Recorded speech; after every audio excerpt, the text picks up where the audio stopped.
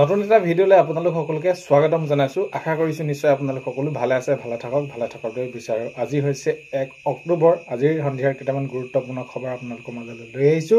ভিডিঅ'টো আপোনালোকে শেষলৈকে চাব বুলি আশা কৰিলো। শেষত ভিডিঅ'টো চাই আপোনালোকে কেনে পালে কমেণ্টৰ জৰিয়তে জনোৱাৰ লগতে এইখিনিতে আপোনালোকক এটা অনুৰোধ কৰিম, নতুনকৈ অহাসকলে চেনেলটো ছাবস্ক্ৰাইব কৰাৰ লগতে কাষত থকা বেল আইকনটো প্ৰেছ কৰি অল কৰি থব, যাতে নতুন এটা ভিডিঅ' দিয়াৰ লগে লগে আপোনালোকে আগতীয়াকৈ চাবলৈ পায়। যদি ভাল পায় ভিডিঅ' চাই লাইক এটা কৰিব আৰু শ্বেয়াৰ কৰি দিব বুলি আশা কৰিলো। এতিয়া মাননীয় মুখ্যমন্ত্ৰী মহোদয় ঘোষণা কৰিলে অৰুণোদয় আঁচনি 7 অক্টোবৰ তাৰিখে আপোনালোকৰ শুভাৰম্ভ হ'ব। প্ৰায় 30 লাখ মহিলাই তেনেদৰে পাবলৈ গৈ আছে অৰুণোদয় আঁচনি। যেতিয়া এই অৰুণোদয় আঁচনি যেতিয়া শুভাৰম্ভ হ'ব, প্ৰথম দ্বিতীয় তৃতীয় সকলোখিনি মিলাই প্ৰায় অসমৰ 30 লাখ মহিলাক দিবলৈ গৈ আছে। মাননীয় মুখ্যমন্ত্ৰী মহোদয়ে স্পষ্টকৈ ঘোষণা কৰিলে। তো সেইখিনি ক্ষেত্ৰত এতিয়া মহিলাসকলৰ বাবে বহুত বেছি এটা ভাল খবৰ। তো দ্বিতীয়টো খবৰ ফালে আহিছে। দ্বিতীয়টো খবৰ আপোনালোকে এতিয়া বাতৰিবিলাক যদি চাই আছে নিশ্চয় গম পাইছে, শ্যামকানু মহন্ত আৰু সিদ্ধাৰ্থ শৰ্মাক সেইখিনি গ্ৰেপ্তাৰ কৰিছে। গ্ৰেপ্তাৰ কৰাৰ পাছত পিছৰ পৰ্যায়খিনি কেনেদৰে সেইখিনি কামখিনি আগবঢ়াই নিছে সেইখিনিও আপোনালোকে গম পাইছে।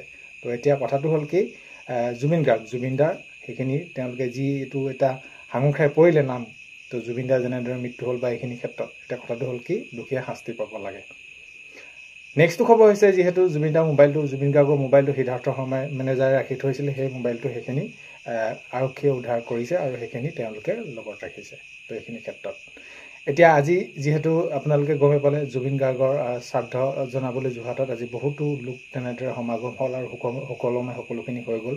জুবিনদাৰ যিহেতু শ্ৰাদ্ধ এইখিনি আপোনালোকে গমেই পাইছে যোৰহাটত হ'ল। তো সেইখিনি ক্ষেত্ৰত আজি সুকলমে সকলোখিনি পাৰ হৈ গ'ল।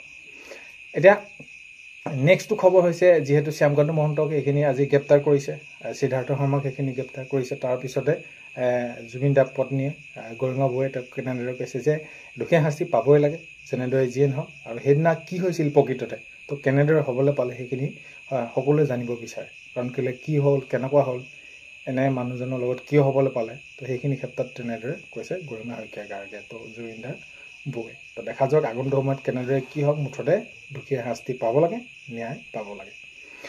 তো নেক্সটটো খবৰ ফালে আহিছোঁ। তো ৰাজাদাই কৈছে যে জুবিন গাৰ্গক কোনোবাই যে অপকাৰ কৰিব পাৰে সেইটো তেওঁ ভবাই নাছিলে। যিহেতু একেবাৰে প্ৰথম অৱস্থাৰ পৰা সেইখিনি বাদ্যযন্ত্ৰী হিচাপে তেনেদৰে লগত আছিলে, তো সেইখিনি ক্ষেত্ৰত তেনেদৰে কৈছে যে সেইখিনি ভবাই নাছিলে বা ভাবিবই নোৱাৰে যে এনেকুৱা ধৰণৰ এটা যে পৰিৱেশত তেনে মৃত্যু হ'ব বা তেনেকুৱা ধৰণৰ হ'ব। বহুত এটা দুখৰ বিষয় আমাৰ বাবে।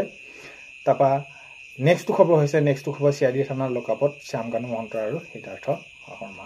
তো এইখিনি কথা আপোনালোকে গমে পাই আছে কেনেকুৱা ধৰণৰ কি প্ৰক্ৰিয়া চলি আছে এইখিনি। নেক্সটটো খবৰ ফালে আহিছোঁ। বহুতে এতিয়া কৈ আছে যে এই যি চৰকাৰী ঘৰৰ লিষ্টৰ ক্ষেত্ৰত কৈ আছে, চৰকাৰী ঘৰৰ লিষ্টৰ কেতিয়ালৈ প্ৰকাশ পাব, কেনেকুৱা কি হ'ব। তো এইখিনি ক্ষেত্ৰত কেতিয়ালৈ প্ৰকাশ পাব সেইটো কথা কোৱা নাই, কিন্তু আগন্তুক আপোনালোকে প্ৰায় 3 লাখতকৈ অধিক পৰিয়ালক এই যি প্ৰধানমন্ত্ৰী আৱাস যোজনাৰ ঘৰ সেইখিনি দিবলৈ গৈ আছে। তো বহুত এটা বেছি ভাল খবৰ, প্ৰায় 3 লাখতকৈ অধিক লোকে পৰিয়ালে ঘৰ পাবলৈ গৈ আছে। তাৰপৰা নেক্সটটো খবৰ হৈছে নিযুত মইনাৰ ক্ষেত্ৰত মাননীয় মুখ্যমন্ত্ৰী মহোদয়ে জনাইছে, যিহেতু প্ৰথমৰ ক্ষেত্ৰত এইখিনি এটা চেক যোগে এইখিনি কামখিনি কৰে। তো 10 পৰা 15 তাৰিখৰ ভিতৰত এই সকলোখিনি কাম হৈ উঠিব নিযুত মইনাৰ ক্ষেত্ৰত। তো আগন্তুক সময়ত খবৰসমূহ আহিলে নিশ্চয় জনাম।